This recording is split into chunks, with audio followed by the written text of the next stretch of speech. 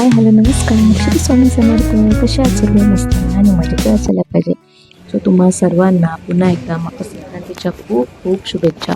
आणि ब्लॉग येतोय आजच्या दिवशी, कारण की नंतर 2 दिवसांनी आहे रिपब्लिक डे. सो तुम्हा सर्वांना गणतंत्र दिवसच्या खूप साऱ्या शुभेच्छा.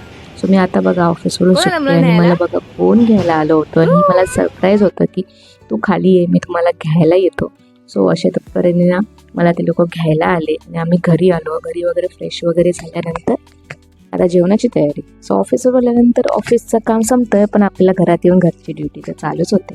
सो तुम्हाला मी आज ना रात्रीचं रुटीन दाखवणार आहे. सो हे काम केलं ना की सकाळी आपली खूप छान होते. झोपण्या अगोदर हे 20 मिनटं आपण जर क्लिनिंग केली ना तर सकाळी कसलीच टेन्शन राहत नाही. तेच आपल्याला दिसत नाही, ते बघून आपल्याला ना काय बोलतात, मूड ऑफ होत नाही, काळजी राहत नाही का हे उठून तेच करायचं आहे.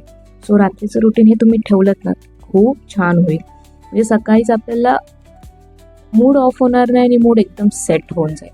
सो बघा इथे ना मी भाकरीची तयारी करते.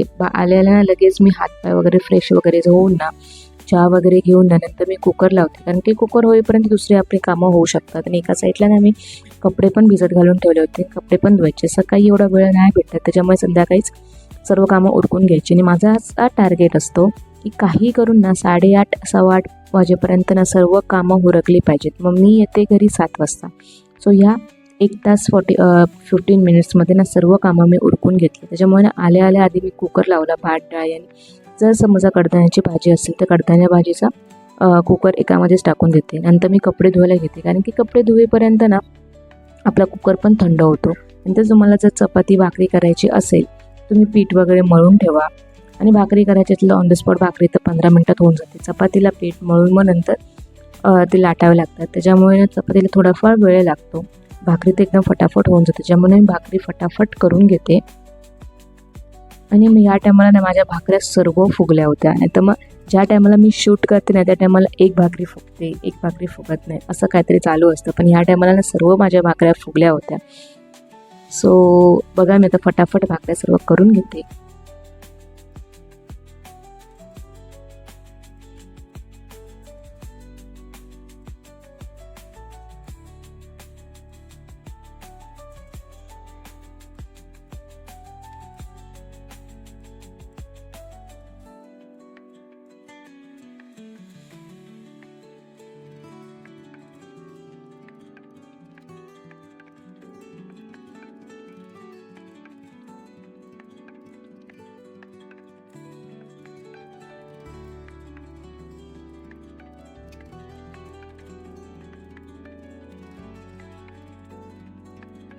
सो आज आहे शुक्रवार. सो मी अंड्याचा रसा करणार होती, फोडून डायरेक्टली करणार होती. जसं आपण मैदाकडे करतो तसंच, उघडून वगैरे नाही करत मी, त्यासाठी खूप वेळ जातो, आपल्याकडे एवढा वेळ पण नसतो. सो बघा माझी अंडी फोडायची टेक्निक बघा कशी आहे.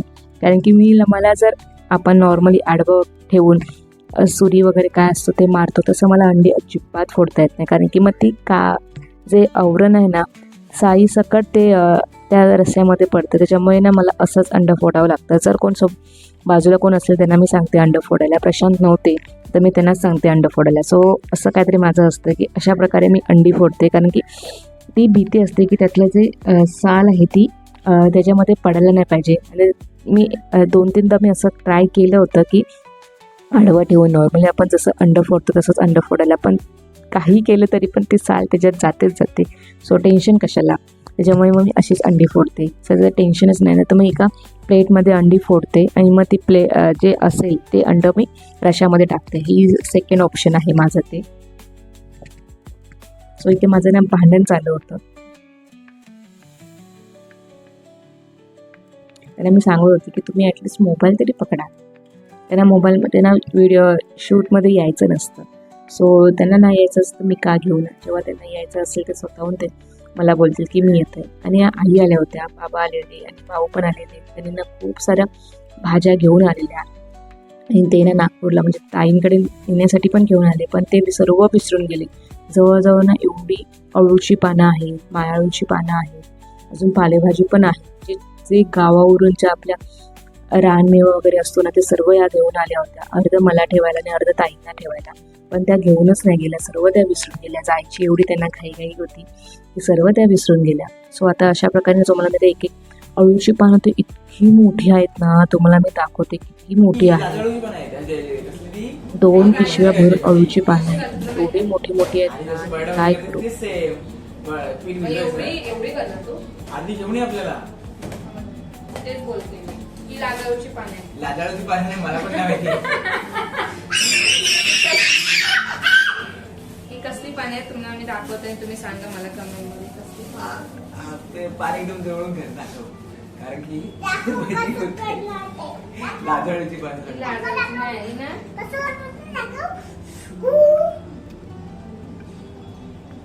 अरे ही भाजी आहे येडच आहे किती ती ही याच्यात आहे.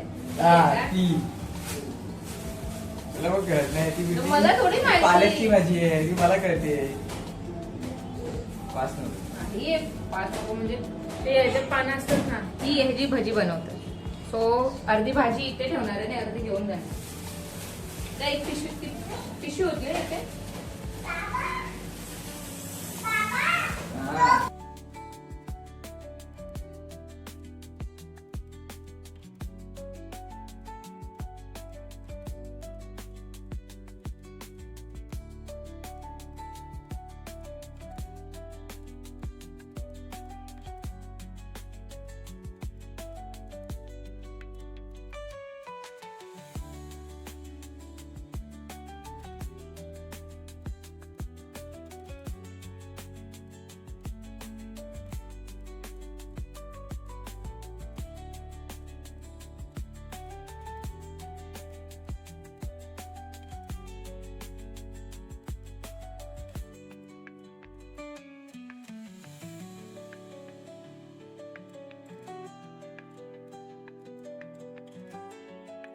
सो अळूची पानं बघा किती मोठी आहेत.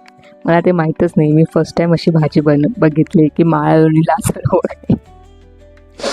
त्याच्यामुळे मला ते कन्फ्युजन होतं की कुठली पानं आहेत. आणि एवढी पानं ही मोठी मोठी आहेत ना की याच्यामध्ये किती साऱ्या अळूवड्या होती.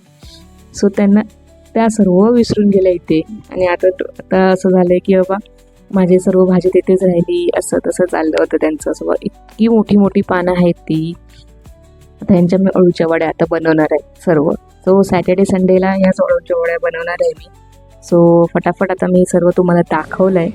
पालेभाज्या पण खूप अशा सुंदर असतात, जशा आपण नॉर्मली मेथी पालकची भाजी बनवतो ना तसंच करायचं, पण त्याच्यामध्ये एक टेक्निक आहे.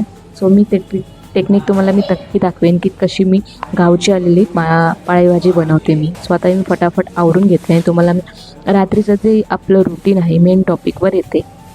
सो फटाफट मी हे सर्व आता ठेवते.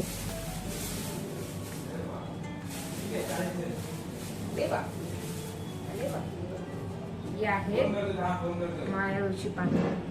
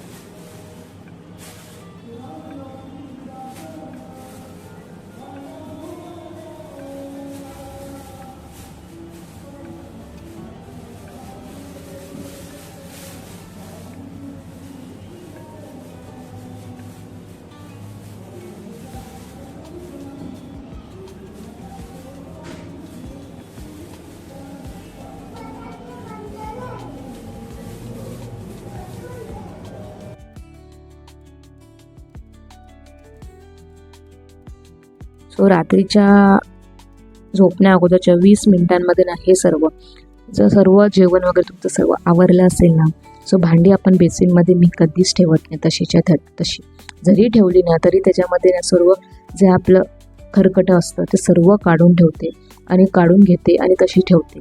तसं ठेवलं तर ॲटलिस्ट कॉक्रोच थोडेफार तरी कमी होतात. नाही तर मग आपण तशी ठेवली ना तर कॉक्रोच तिथूनच येतात. सर्व पाळ वगैरे जे आपलं किडे छोटे छोटे किडे आहेत ना ते सर्व तिथूनच येतात. त्याच्यामुळे ना फटाफट मेन म्हणजे ह्या बेसिनमध्ये नेहमी भांडी नेहमी घासून वगैरेच ठेवा.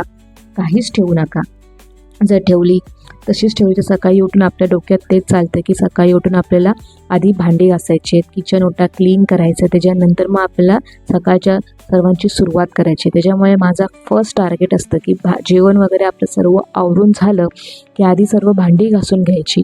भांडी घासून झाली की सर्व भांडी तिथे मी लावून ठेवते, कारण की माझ्याकडे भांडण आई आहे, जे आपण भांडी सुकं करायला ठेवतो तसं. सो मी तिथे सर्व भांडी लावून घेते, थोडीफार सुकून देते आणि तोपर्यंत मी ते गॅस पुसून घेते. नाहीतरी आपण दिवसभरात जेवढं गॅसवर तेलकट फोडणी वगैरे अजून काय काय खूप काय काय आपण करतो. सो तशी ठेवत नाही. जर ठेवलं तर तेलकट असेल, पाणी असेल, तिथे कॉक्रोच येतातच येतात, त्यांना पण भूक लागते. सो अशा प्रकारे ना सर्व आधी ते मी थोडंफार पाणी टाकून ना सर्व घासून घेतलं आहे. घासून झाल्यावरती ना सर्व आता ओल्या कपड्याने पुसून घेते. ओल्या कपड्याने पुसून झाल्यावरती तुमच्याकडे जर टिश्यू असेल तर सुका कपडा असेल ना त्याने सर्व क्लीन करून घ्या. आणि गॅसच्या खाली जो ओठा आहे ना तो पण मस्त क्लीन करून घेते, कारण की तिथे आपण काहीतरी ठेवलं तर थोडं छोटे का होईना प्राणी येतात आपल्याकडे. त्याच्यामुळे ना तो आणि सकाळी उठल्या आपण आधी कुठे येतो, किचनमध्ये येतो, गॅसकडे लक्ष द्यायचं. पण ते आधी गॅस क्लीन करून नंतर सुरुवात करायला ना खूप आपल्याला ना म्हणजे प्रसन्न वाटतच नाही, कारण की कालचं उठून आपण आधी सकाळी पूर्ण करून मग ती सुरुवात करतो. त्याच्यामुळे ना आधी सर्व क्लीन करून घ्या प्रॉपर. आधी मी भांडी घासून घेतली, ती सुकायला ठेवली. तोपर्यंत भांडी सुकतात तोपर्यंत मी भांडी गॅसचा ओटा शेगडी सर्व क्लीन करून घेतली. आणि आजूबाजूचं जे गॅसचे तेलकट वगैरे फोडणी दिल्यावर उडतं ना, जे तुमच्यावरती जर चिमणी असेल तर ती पण क्लीन करून घ्या. जर दिवाळ असेल तर ते पण घासून पुसून घ्या.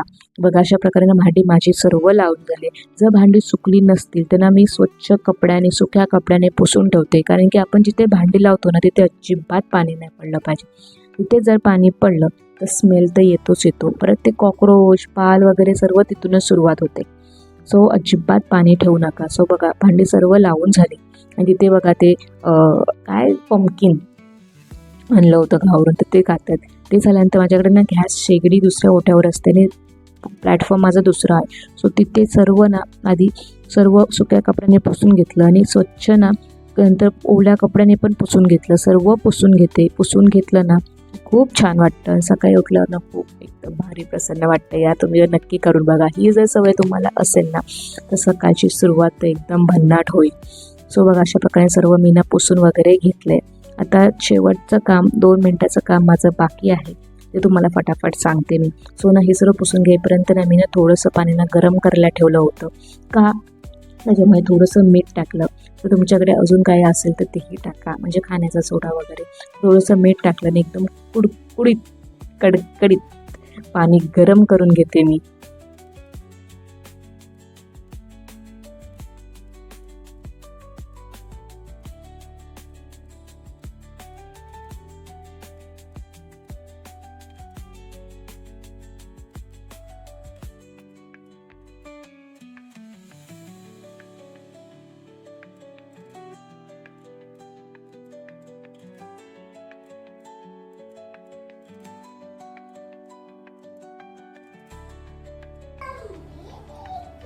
पाणी गरम करून घेते. नंतर आपण जो क्लीन करून घेतलेला कपडा आहे, जे किचनमध्ये आपण कपडे जे यूज करतो ना त्याच्यामध्ये 2-3 मिनटं ना भिजत ठेवा.